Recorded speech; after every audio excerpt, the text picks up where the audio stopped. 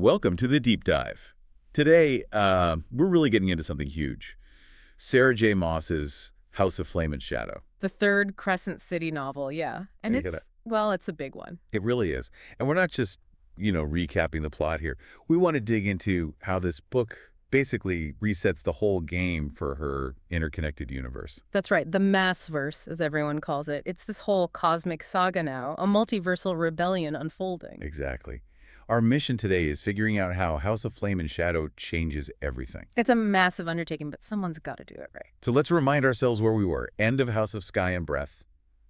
Total cliffhanger. Oh, absolutely. Bryce Quinlan makes this, desperate leap, portals herself away from the Astri. Trying to get help from Midgard, her homeworld. Yep. But she doesn't end up where she planned. Nope, she lands smack dab in Prythian, the Athalar world. Which talk about breaking the internet. That world-colliding crossover, it set the stage for, for everything that happens in this book.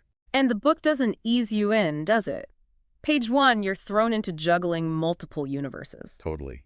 Ancient magic, secrets piling up immediately. It's kind of a masterclass in just instantly raising the stakes. The conflict isn't just Crescent City anymore. It goes multiversal, snap. Right. So Bryce is stuck in Prythian. She's completely out of her depth in some ways, but she's still got this critical mission. She has to find a way back home, back to Midgard, and she's carrying some seriously dangerous knowledge, plus her own unique powers. And she meets characters we know, right? Rysand, Fair. Yeah, which is pretty cool, but it's not a vacation for her. Not at all. How does Maas use that, Bryce being lost in this familiar to us world? Does it ramp up the tension? Definitely. Because we know Prythian, but Bryce doesn't. So we're seeing it through her eyes, but also through the eyes of Rhys and the others who are trying to figure her out. And she finds out something huge there, doesn't she? About the Astri. Oh, yeah. This is maybe the central revelation. The Astries aren't just the tyrants of Midgard.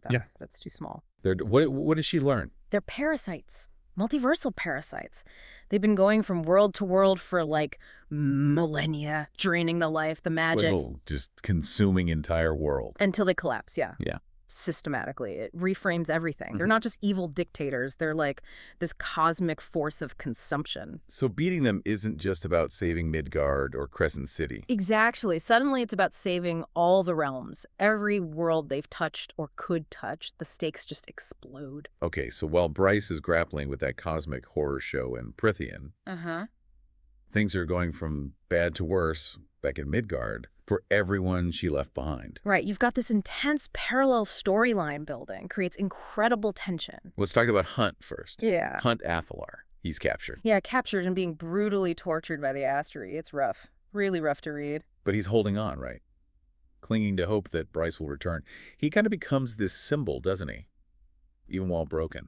Absolutely. A symbol of defiance, of resilience. And then you've got Run Danan, Bryce's brother. He's playing a super dangerous game. Extremely dangerous. He's pretending to cooperate with the Astri, infiltrating their command structure. Spying from the inside, feeding information out. Exactly. Walking a tightrope until he eventually has to make a choice and just go full rebel. And Athen Holstrom, the wolf shifter. He steps up big time. He gets pulled deep into pack politics, issues of loyalty. It's complex. But crucial, you're saying, for the war effort. Oh, absolutely crucial. Where the wolves stand becomes a major factor, Athen really has to grow into a leader fast. So all these individual struggles, they feed into this wider unrest in Crescent City. Yeah, the whole city is like a powder keg. The rebellion is just simmering. You've got fae, shifters, angels, humans. Everyone's being forced to pick a side. Astri are rebels. Okay, so we've got Bryce uncovering these massive truths in Prythian, her allies fighting for survival in Midgard. Now, the lore. Because this book, wow. Right, this is where Maas just blows the doors off the whole Maasverse concept. We learn so much more about Bryce's powers. She's not just Starborn Fae. That's, only part of the picture. Not even close. She's something older. Something fundamental, like a key piece in this ancient cosmic puzzle. Maybe even connected to forces that came before the Astri. That's the implication, yeah. It's wild, and it kind of recontextualizes things across all her series, doesn't it? How so? What's your take on how that reveal works structurally? Well, it suggests that maybe some of those little details, those hints in Athalar or even Throne of Glass, maybe they weren't just echoes. Maybe they were deliberate threads. So her time in Prythian doesn't just help her figure out the asteroid. No, it helps her figure out herself, the origins of her power, and it draws these direct lines, these connections between Midgard, Prythian, and, yeah, maybe even Aerolia from Throne of Glass. So the shared universe isn't just fan theory anymore. It's canon. Explicitly. Undeniably. Yeah. These worlds are linked. And the Astri have been exploiting those links for ages, draining world after world. Which makes you look back at all the worlds Maas has shown us and wonder, have the Astri been there? Or are they coming? Exactly. It's not just a crossover anymore. It's like she's revealed the underlying physics, the cosmology of her entire creation. So Bryce's mission changes again. It's not just get home. It's not just save Midgard. It becomes stop the Astri everywhere, protect all the worlds from this fate. It's immense. And she needs help for that fight. And she gets it. The ACOTAR characters aren't just cameos. They become real allies. Strategic allies in a multiversal war. Precisely. It's a call to arms across dimensions. It completely shifts the scope. Okay, let's shift back to Crescent City then. Because all that simmering tension, it boils over. Big time. Full-scale rebellion erupts. The battles are intense, city-wide chaos. And the Astri's secrets start coming out during the fighting, right? The control starts to fracture. Yes, everything starts unraveling for them. And amidst all that, you see these incredible character arcs really pay off. Like Hunt, rising up despite everything he went through. Yeah, I mean, he was tortured, broken, but his love for Bryce, this inner strength, it fuels him. It was, honestly, kind of inspiring, even if brutal. And Run finally makes his stand.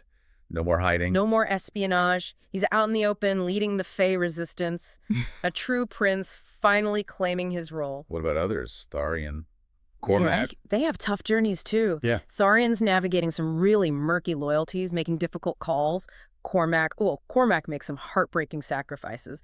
For the greater good, it cost them. And then Bryce returns.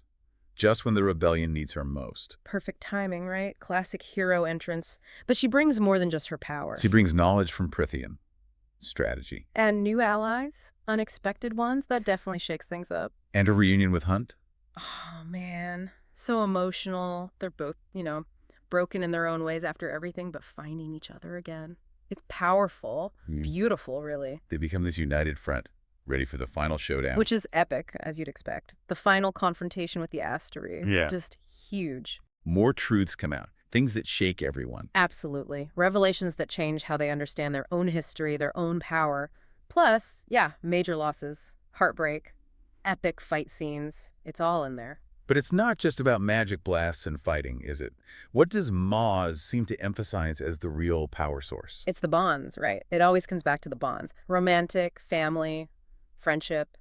That's where the real strength lies. So it's not just a theme, it's almost literal. Like those connections give them power. Yeah, she makes it almost tangible. It's their collective strength, their loyalty, their love for each other that gives them the edge against these, God-level beings. It allows them to fight back, to actually try and rewrite destiny. So after all that, where are we left at the end of House of Flame and Shadow? What's the state of play? Okay, so Midgard is shattered, definitely scarred, but maybe awake in a new way. And the multiverse knows about itself now. The secret's out. The secret is definitely out. Yeah. And our main characters, they're not just recovering, they're preparing, gearing up for whatever comes next.